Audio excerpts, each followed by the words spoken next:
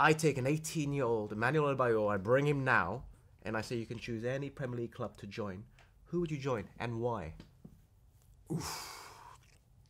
Because of my style of playing, if I'm still playing the same football, I still have the same talent that I have, I think I would still go to Arsenal. Still Arsenal. Still Arsenal. An Emmanuel Adebayor goal against Arsenal. And he sets off to celebrate like never before. Emmanuel Adebayor, how are you today, sir? I'm wonderful. I find myself in London, a little bit cold, but I'm good. A little bit? Yeah, I would call it a little bit. I would say a bit more. Remember, I used to play in this country, so that's why I think those are the reasons why I'm calling it a little bit. But it's good, it's good.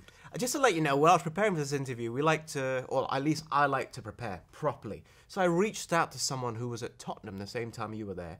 He was more part of the youth team. This is Gigi. I'm not sure if you remember him. The face looked familiar, Yeah. So I was wondering, I was like, what's Emmanuel Adebayor like? You know what he told me? No. Valentine's Day, you lent him your Mercedes so he could look good for his girlfriend at the time. And I thought, you know what? That is an amazing thing to do. You didn't need to do that. But you know, when I was a player, those are the things I do. And then it was not only for him, for Capoue, who came from France. Etienne Capoue, who came from France. Lot of players in Manchester City, even Frimpong in Arsenal.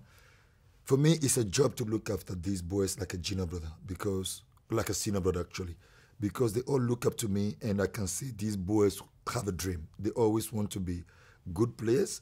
They want to reach the top, but they don't have what it takes to reach the top. So, you know, for us, I think it's normal to just show them love, to show them appreciation, to show them what I have, you can also have the same thing. And to even tell you about him, when I was even going to holiday, I was leaving 2 or 3 of my cars for Etienne Capoue. That's how close we were. And in Manchester, Abdul Razak would come to my house and take everything he wants, clothes, eat in my house. After every session, because he's from Ivory Coast and he likes his Ivorian food. And obviously, my girlfriend being from Togo, and we're talking about West Africa, and there's a lot of similarity when it comes to food-wise. So they will always, he would especially will always come to my house, have lunch and dinner in my house, and my driver would drop him back in his apartment every single day. So, you know, those are the reasons why these boys get closer to me. They love me, and Frimpong is the same thing. When I was playing in Arsenal with Frimpong would come to my house. He's like, "Big bro, I need to go for shop. I don't have money." We just take him to cash machine, however you call it. We draw money and give it to him, because at the end of the day, I just want to make them happy. That's incredibly generous of you. Incredibly generous. Not everyone would do that. I don't know about everyone would do that, but for me, I think it's important to do it, to make people happy. Obviously, I am a happy soul myself. Whenever I see somebody that need help and I know I can afford it, I can do it, why not? Who did it for you? Oh, my youth was tough. My youth was, I was born in a house where there is no toilet, there is no electricity, and I didn't have, I cannot say, I would rather say the person that did it for me was God, because obviously I didn't have anybody giving me a car to drive. I didn't have anyone even paying for my school fees. Those are the reasons why I dropped from school at early age, because my parents couldn't afford to pay my school fees. And I think those are also the reason why I don't want to see anybody going through those things. Actually, only yesterday I was going through TikTok, right? Just in between lines, I was going through TikTok. I saw a man in Togo very sick. He got big belly. Unfortunately, I can't even say he looked like he's pregnant, because the stomach is huge. It's distended. It's distended, and because of diseases, he was mentioning them. He got hepatitis. He got so many things that he mentioned. I was touched, and I replied to the comment, I'm ready to help. And obviously, the operation will cost, they're talking about 5,000 to 6,000 pounds in Togo, which is not a lot of money. At the same time, it's a lot of money, because the guy already complaining about him eating 3 times a day. Where is he going to get that amount of money from? And I came in yesterday, just only yesterday in my room. I'm like, I'm going to pay for the operation. And those are the things that make me happy.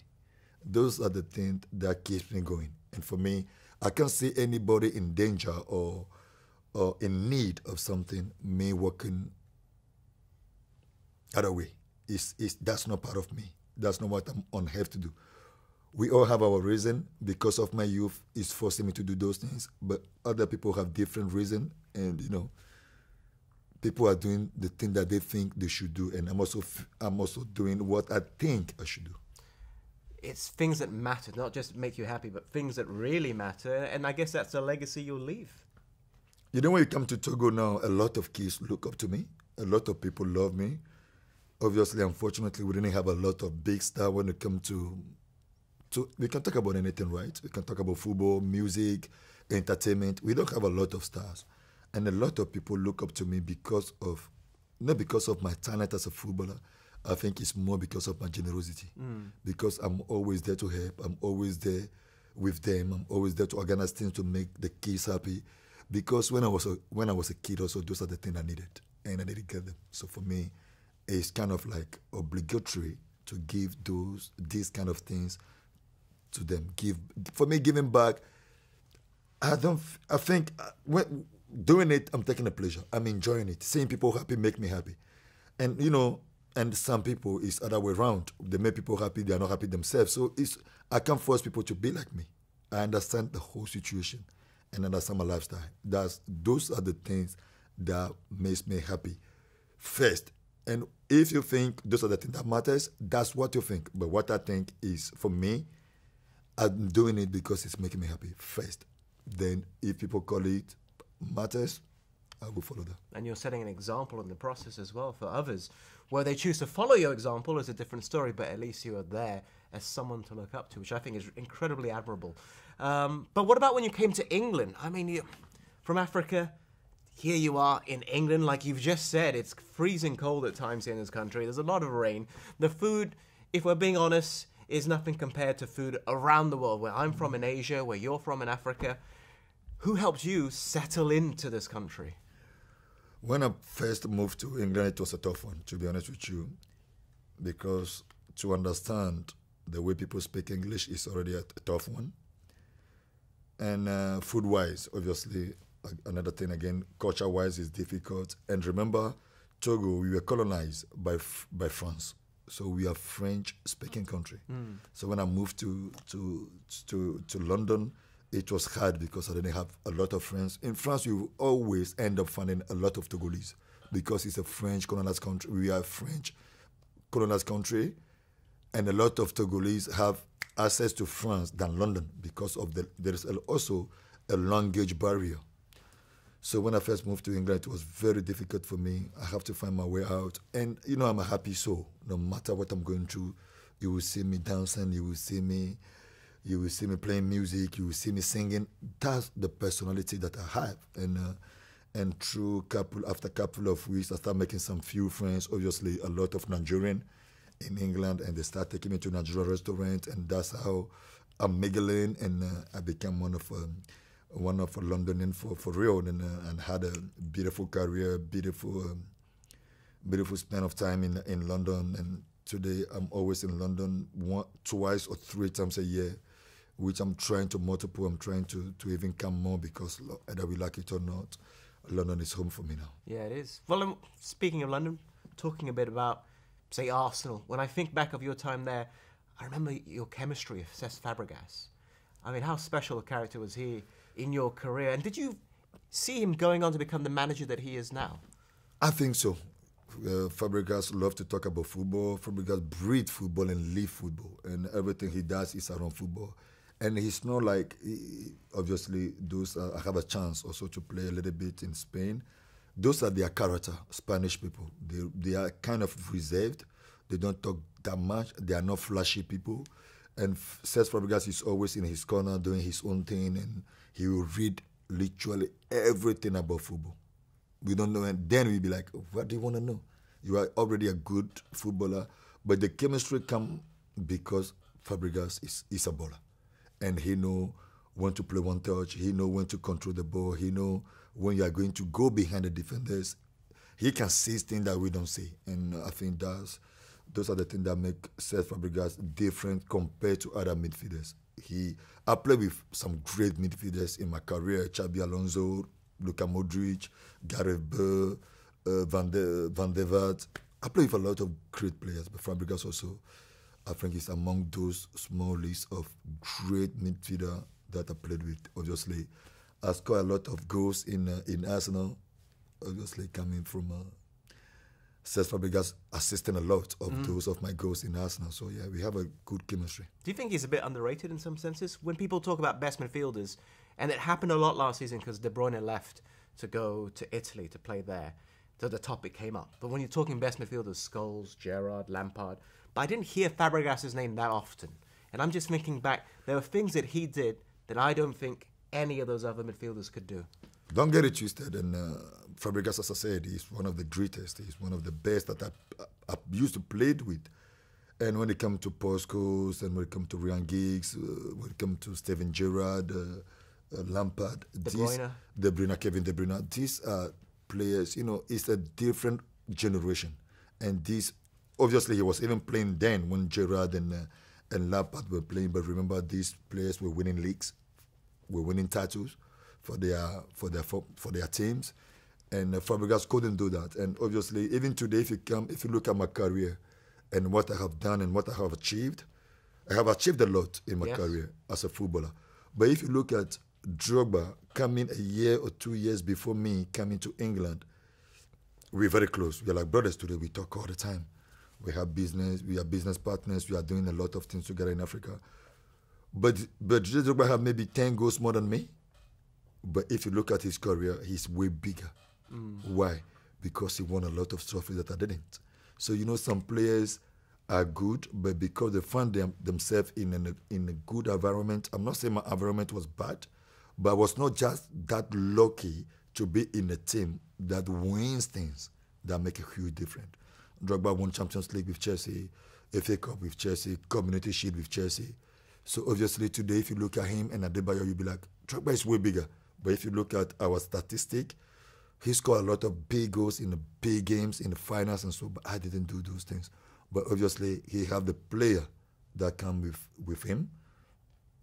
Lampard, John Terry, Ruben, Peter Cech, Ashley Cole at some point, Carvalho. We have a great team, but very young. Adebayor, Cesc Fabregas, Emmanuel Eboue, Thomas Rosický, Mathieu Flamini. We are all in our early 20s. We are learning how to play football. But those people were men.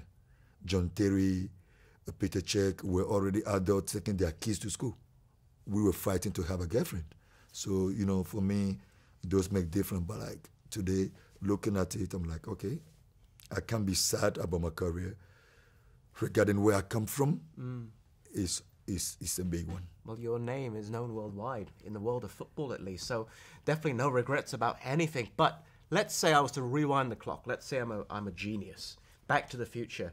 And I take an 18-year-old Emmanuel Adebayor, I bring him now, and I say you can choose any Premier League club to join. Who would you join and why? Because of my style of playing, if I'm still playing the same football, I still have the same talent that I have, I think I would still go to Arsenal. Still Arsenal? Still Arsenal. Why? What's the reasoning there? The reason is because of the way they play football. The culture around the club is and I have my idol, remember I have my idol that used to play for the club, Nwankwo Kanu. So for me, and even watching them yesterday played, it's hard for them to win things because it will reach a time where they will need the experience, where they will need a man to be in charge, which they don't have. Obviously, imagine, I think up to now, Odegaard is the captain of the team, and Odegaard is, 25, 26. But when you go to another club, when you go to Liverpool today, the person that is sitting in the club is Mohamed Salah, he's 33. Van Dijk. He won the Champions League, he won the league, he won maybe FA Cup or Carling Cup, Community Shield. So the experience is not the same. You understand what I mean? Because if you look at how Manchester City played yesterday against Arsenal, it's incredible. For the first ever time, we see Man City accepting to play 5-4-1. Okay, we are going to sit back the bars at the back and defend. This is not like Pep Guardiola, but there is a time you have to know what you're doing. So all the players, obviously, most of the players have been champion, has won the Champions League with them. They know what it takes to win the league. So you can see no one refused the job. They all came back at some point. Erling Haaland was even playing centre back that proven that this team know where they're going. Yeah. But Arsenal, you can see, no matter what, no matter the result, they will still keep the ball on the ground and pass it around, because this is what these players are used to, and this is what they know. Following the philosophy of the manager, in this case is Mikel Arteta, I was covering the game yesterday, and a lot of comparisons were made between Pep Guardiola turning into Jose Mourinho for that specific game, just being defensive, sitting deep. You've played for Mourinho, you've played for Arsene Wenger. I mean, what's the differences between these kind of managers, do you feel? Mourinho is somebody that will take the best out of you because of his man management. He will come and talk to you. He will come and take everything out of you. Even if you have to call your parents, he will call your parents. If you have to call your family members in Africa, just to get you going, he will do it. And Arsene Wenger, the difference in between these two is Arsene Wenger will give you your freedom. He will let you play. Even if you are going, like I've met a lot of players that came to us and I'm like, wow, they are very talented, but they went downhill because when they were doing the wrong thing, Arsene Wenger was telling them, but it was not telling them the way a manager like Mourinho would tell you to stop what you're doing. It can cost your career. I think most of us, we saw the video in between him and Dele Alli. And Arsene Wenger would talk to you in a different manner. It would be like, oh, you know what you're doing is not good. Obviously, if you are young, you want somebody to step in and tell you the truth, looking into your face. But Arsene Wenger, he's a great manager, don't get it twisted, but he will find a way to go around and come back. And when you are young, you are making a lot of money, the person that you are afraid of or the person that you will listen to is the person that will come and say, hey, my friend, what you are doing, you have to stop it. Because we all knew that we are making a lot of money. We have a beautiful cars, beautiful outfit. You know, a lot of people recognize us when we go out. But if you are coming to talk to me, oh, yeah, Emmanuel, you know what? You have to stop doing this. I ain't going to listen to you. But if you come, it's like, hey, sit down there. You have to listen to me and be careful on your behavior, what you are doing. You're going out a lot. Slow down. Then I will listen to you. So I think for me, if you ask me the difference between Arsene Wenger and Mourinho, that's where it is. Man management, I think Mourinho is a little bit better because of the way he approached the situation. But when you go to Arsene Wenger, it's another manager that will give you your freedom and do whatever you want to do. If you go downhill, it's your call. If you go uphill, it's your call. All right, I think I have about 2 minutes left. So, final two things. Firstly, does the Mourinho style work in the present day? Because players are played even more now. Player power is so strong in the dressing room. I'm not sure it can be as strong as it used to be back in the day, where he has an iron hand in the dressing room. Remember, Mourinho is still out there, still doing Mourinho, because that's his personage, that's his personality, that's his character, that's who he is. He can't change for anybody. And even I played with him with Ronaldo. Somebody that used to coach Ronaldo and shout on Ronaldo and argue with Ronaldo for hours, I don't think today is one of the best in history. So him knowing that, okay, today tell me equivalent of Ronaldo today, maybe Mbappe, Dembele, and Haaland, but we are talking about 5 Ballon d'Or to 0 at the moment. So he still have that. He will still have that thing to talk to any player that he wants to talk to badly, because at the end of the day, he's Mourinho. He has won things, so he has proven himself. So I don't think there is a lot of players out there that can say, okay, if I'm talking to you, you have to be quiet as a manager. He would never accept that. All right, fair enough. Ronaldo, Real Madrid days, indeed. Yes. Best player you played with, I presume? For sure, in terms of goals, at least. Not in terms of goals, in terms of personality, in terms of we wanted it the most. We wanted it more, and character-wise, he's just crazy. And he's somebody that will never give up. When you think, okay, he's injured and he's tired, that's when he will come out and score you and give you a hat-trick or score you 4 goals. And, and he keeps going. And today, I'm not surprised he's still in the Saudi League and still scoring goals, because this guy has been living. Relentless. For scoring goals. It's unbelievable. He's a year younger than you because he's the same age as me. So I'm guessing you're Ronaldo over Messi. That's a good question, right? And I will say it as it is. I will go for Ronaldo. I had nothing against Messi. Messi is one of the greatest to ever play football. I played against him. while being a Madrid player. I'm choosing Ronaldo because I trained with Ronaldo. I played with him. I shared dressing room with him. I know what he can do. And obviously, I can see what Messi can do during games, but I don't know what he can do in training. Yeah. So for me, those are the only reason why I'm going for Ronaldo. For me, Ronaldo is a great player, fantastic player. If you ask me, even in my coffin, in between Ronaldo and Messi, I would still go for Ronaldo because I played with him. I know how good he is. Messi, no doubt, one of the greatest. They are both in that league where I don't understand why people try to compare them. We don't have to. There is no comparison. We have to leave them in their own world. These two are extraterrestrials that have come across our generation. Today, I'm so proud that people will come to me. It's like, you used to play with Ronaldo. You used to play against Messi. For me, coming from Togo, it's a bonus. I play against Zidane. I play against Maldini. I play against Roberto Carlos. Coming from Togo, 25 years ago, I was on the street without football, without a shoe on my feet, and having a chance to play against all these players. And looking back, I'm like, Emmanuel, you are a lucky one.